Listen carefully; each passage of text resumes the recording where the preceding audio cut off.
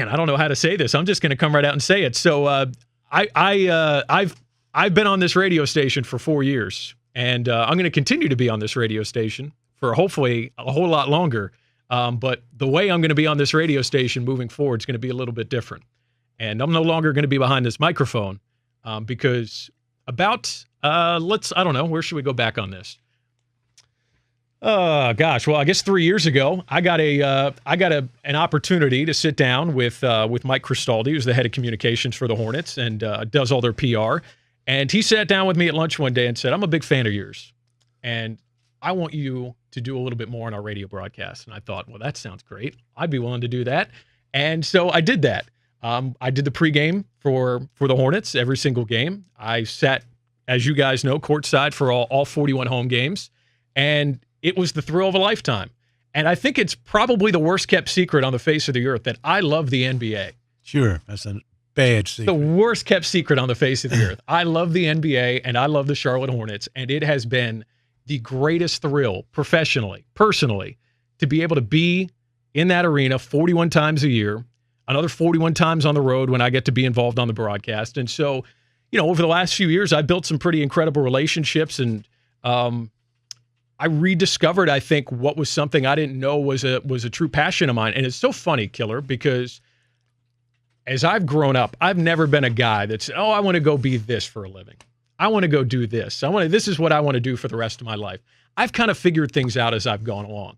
And that's probably not good advice for young kids listening right now, but that's my life. I'm passionate. I think you guys know that. I wear my heart on my sleeve. And everything I've ever done personally and professionally, I've kind of just stumbled into it. And I've thrown myself into it. And it's been incredibly fulfilling. It's been incredibly rewarding. And, it started with my first job. Actually, it started when I was in college. I went to App State, found out about a broadcasting class. That seems fun. Let me go do student radio. And I did student radio, and I was really bad at it. I was really, really bad at it. But you know what? I got better at it because I had a guy in my life named Dan Valley, who's one of the great radio minds in this entire country, who poured himself into me and so many other students and said, it's okay to make mistakes, and you'll be better for it. And so I did. I made a lot of mistakes, and I got better for it. I think maybe 8 years later, I got better for it. And from there, I started taking radio seriously. I started recognizing, man, I love this. It's a lot of fun. It's incredibly rewarding. This isn't work, but it can be work. It can be a job. It can be a career. And so I chased that, Killer. And through those relationships, I got out of school. I'm working in the grocery store part-time, living at home here in Charlotte, right out of college. And I found out through a buddy of mine that I did student radio at that he was putting a radio show together. He was buying the airtime. He was selling commercial advertising. We were kids straight out of college. And we were doing a sports talk show on a religious station, 8 to 10 in the morning every day. And nobody was listening. But you know what? We were passionate about it, and we worked at it. And that relationship led to going on to another station. He left because he just didn't love it. And then I was left with a decision. What do? I stayed behind.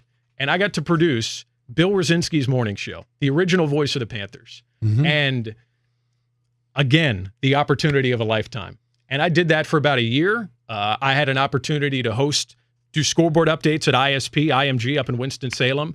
And I would get to the studio around 6 in the morning. I would be there until probably 6, 7 o'clock at night. I'd be there all day. And then I'd drive to Winston-Salem a couple nights a week, and I'd stay there probably till 2 or 3 in the morning on air, hosting games that were on the West Coast. I was not sleeping for about 12 months. But you know what? It was fun. It wasn't work. And through that experience, I had an opportunity to go full-time at IMG. And I remember I've told this story before. I remember talking to Bill, and I asked Bill, I said, Bill, they offered me a job. And he said, you took it, right? I said, no, I didn't take it. He said, well, why not? I said, well, I don't want to leave. I love Charlotte. He said, well, is it full-time? I said, yeah, it's full-time. He said, is it with benefits? I said, yeah, it's with benefits. He said, you should take that job. He said, if you really want to be here, you'll find a way back here one day. So I did. I left. Went to Winston-Salem. My wife was in Winston-Salem working. We were separated. It made perfect sense.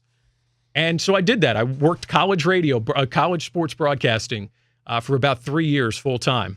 And I worked on the Oregon broadcast. I worked on Auburn's broadcast. I worked on UCLA's broadcast. Some of the biggest radio broadcasts in college sports all across this country. Incredible opportunities. And I made a lot of mistakes along the way too. But I got better for it.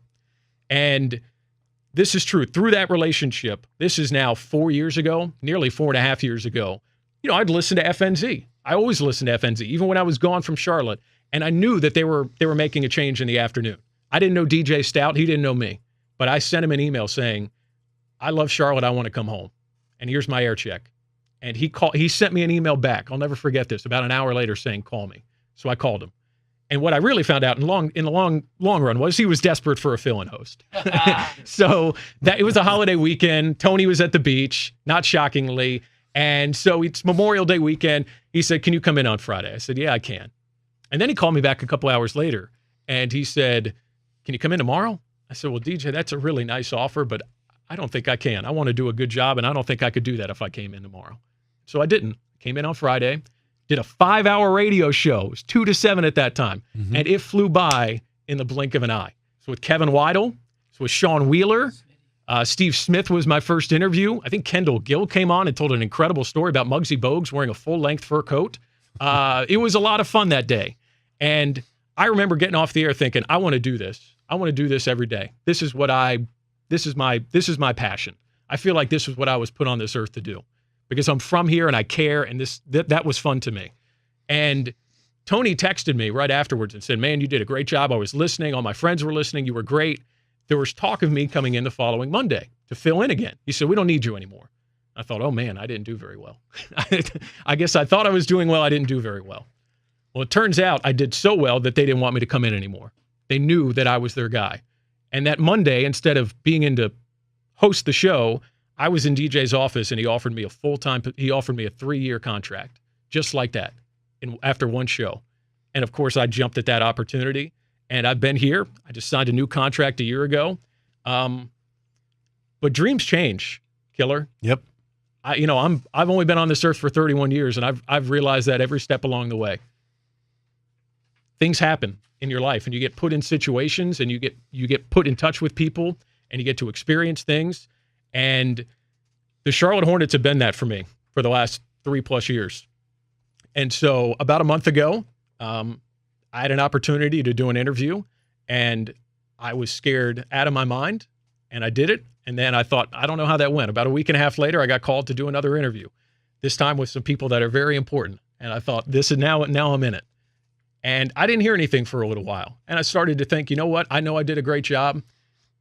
I know I put my best foot forward, and that's all I can do. And if it's meant to be, it'll be. I've talked to you about this, so you know I'm not telling you any state secrets. And so I was on vacation, and I got a text message saying, can you come meet with us? This is 2 weeks ago now, almost 3 weeks ago. And so I met, and I thought, I'm either going to get told, we love you, but we had to go in a different direction, or you're our guy. And I had no idea. It was going to go one of two ways. And I sat in that room with Pete Gwelly, who's about to come in here in a few moments with us, and Mike Cristaldi. And I don't even remember exactly what came out of their mouths for the first 15 minutes of that meeting. But I do remember at some point, one of them offered me the job to be their radio play-by-play broadcaster. And I don't even think I said yes. I probably just nodded. My mouth was wide open. And so for the last 2 weeks, I've been sitting on that secret. That's been a hard secret to keep. But I will now be the new radio play-by-play broadcaster for the Charlotte Hornets.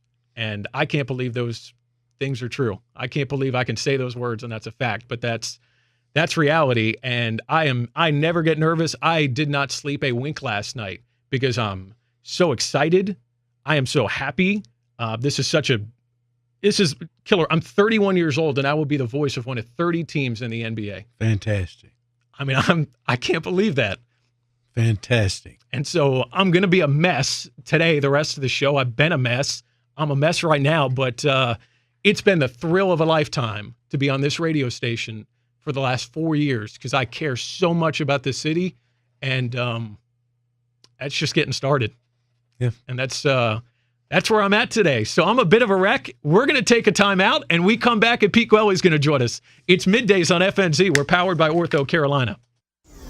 I'd be a terrible cheerleader. I would look awful in a skirt, and I'm not very good at shaking pom-poms. So if you're looking for that, you're going to go find somewhere else because I'm not going to be that guy. Right. I'm not going to be a pom-pom shaking cheerleader. Thank God. Even the thought of Frank in a cheerleader's outfit makes me Daryl. Garcia and Bailey. Today at 2 on 102.5 610 WFNZ.